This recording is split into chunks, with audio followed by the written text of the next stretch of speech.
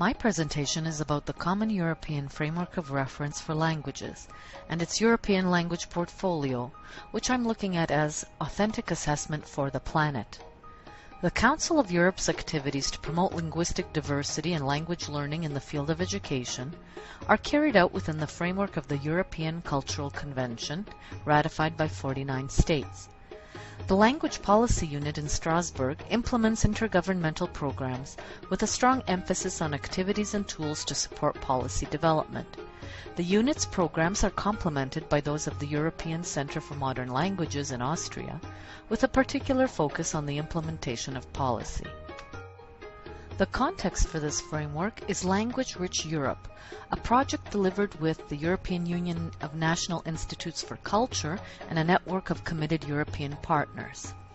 It aims to promote greater cooperation between policymakers and practitioners in Europe in developing good policies and practices for multilingualism.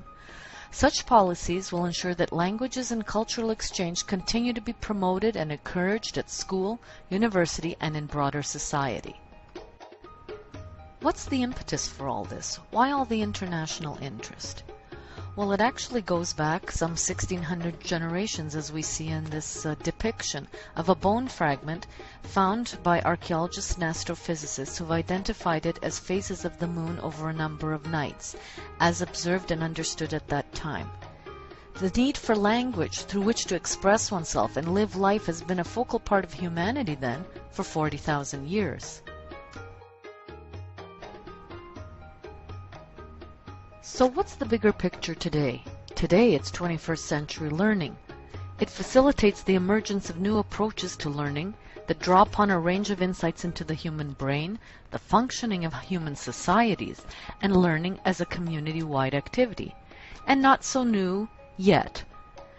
The Guide for the Development of Language Education Policies in Europe serves as a reference document within 21st century learning for the formulation or reorganization of language teaching policies to promote plurilingualism and diversification in a planned manner so that decisions are coherently linked.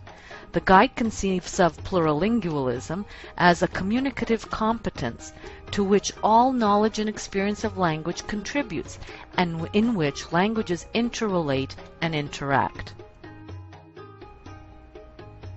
Dr. Olenka Bilash, a respected professor at the University of Alberta and a member of the Advisory Board for UNESCO's LinguaPacts, has said, "It's essential to give support to second language teachers who will be instrumental in shaping the United Nations vision and declaration for a plurilingual, just society of our future." How does she see policy in this area? She sees it as being multi-purpose, flexible, open, dynamic, user-friendly, and non-dogmatic. The specific policy I'm looking at is the Common European Framework of Reference for Languages, which was designed in 2001 to promote plurilingual education and to be adapted to the specific contexts of use. The CEFR offers a common basis for developing and comparing second foreign language curricula, textbooks, courses, and examinations. It provides a practical tool for setting clear goals to be attained at successive stages of learning and for evaluating outcomes in an internationally comparable manner.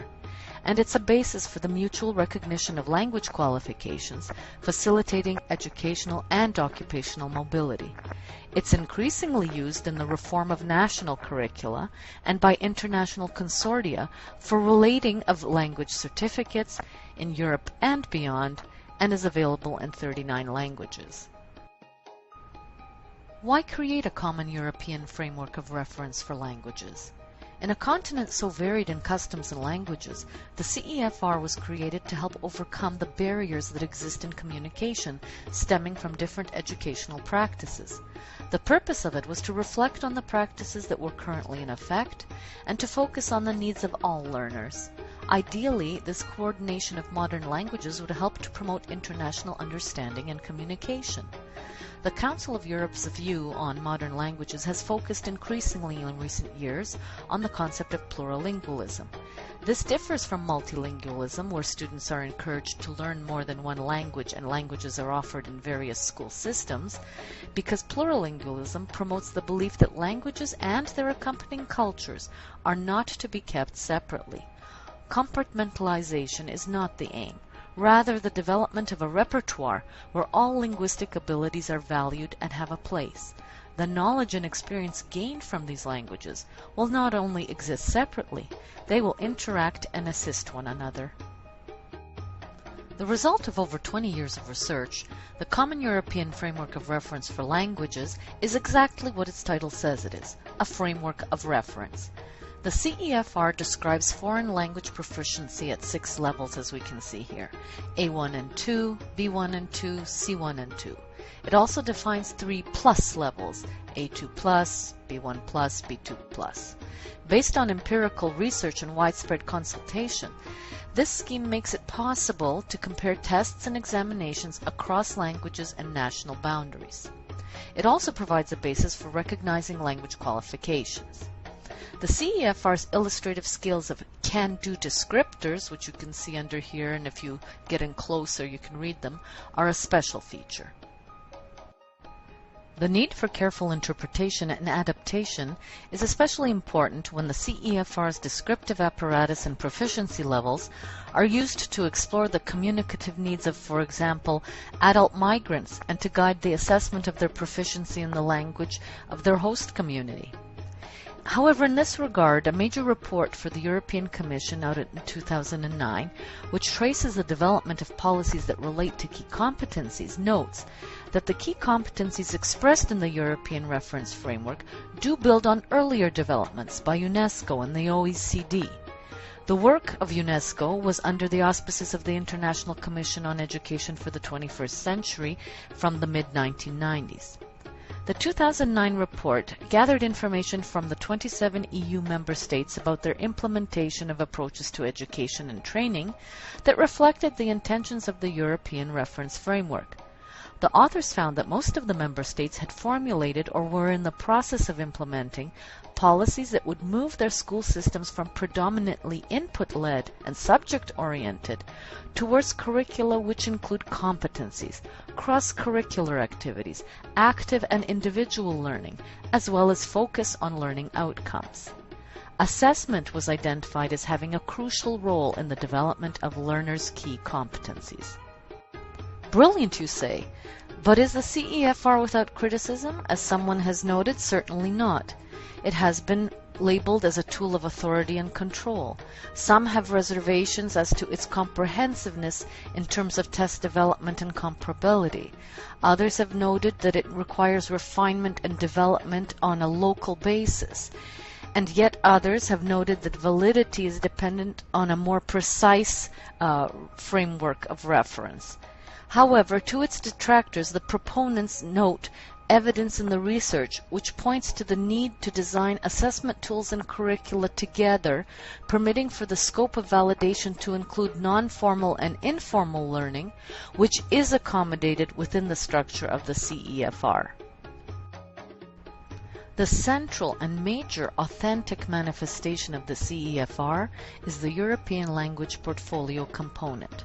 It's a document in which those who are learning or have learned one or more languages, whether at school or outside, can record and reflect on their language learning and intercultural experiences.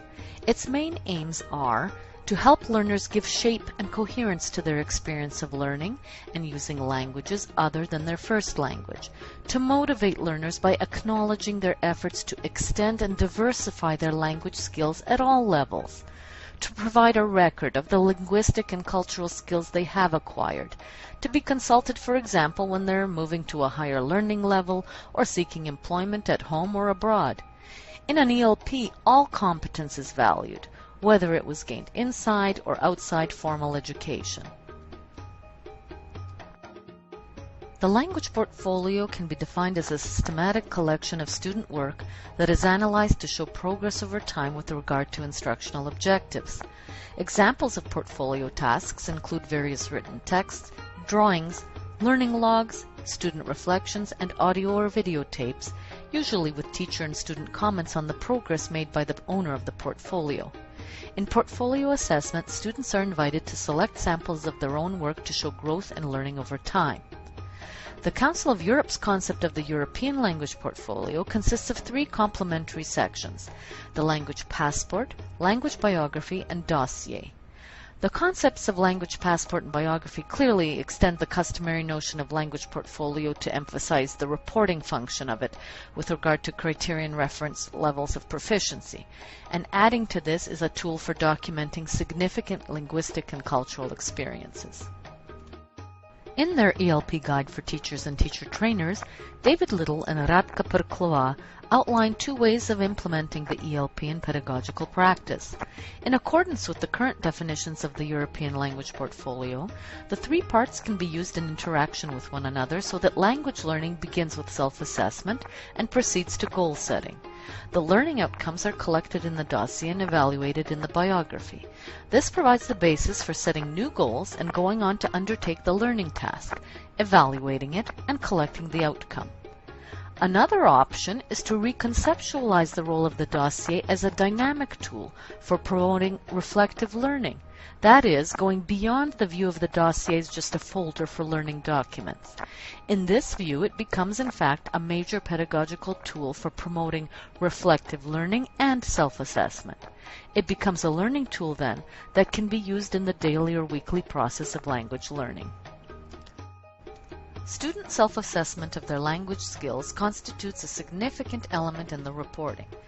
This also supports their attitudes, skills, and tools for lifelong learning.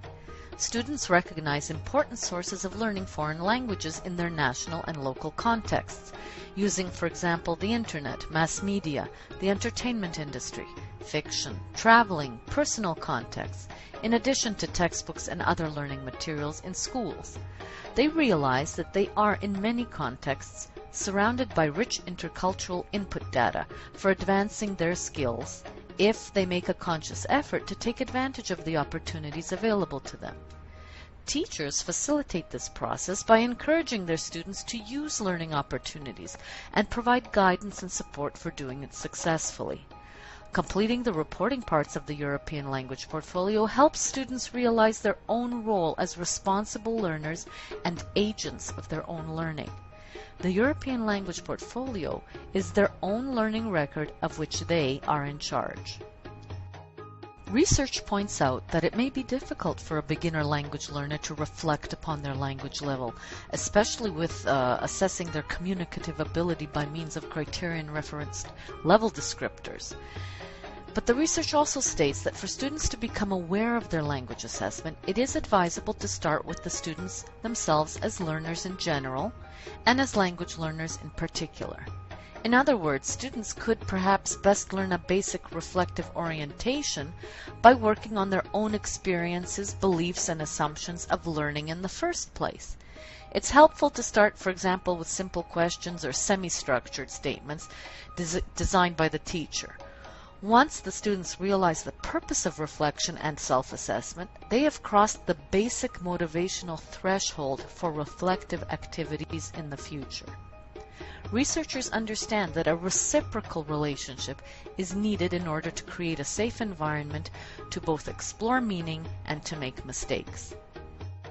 Many students become very motivated by their portfolio work. One says, "I am enthusiastic about my inspiration. I did most of my work last night. I could not go to sleep as my creative powers were so strong. We had a top idea. We'll make a video of it.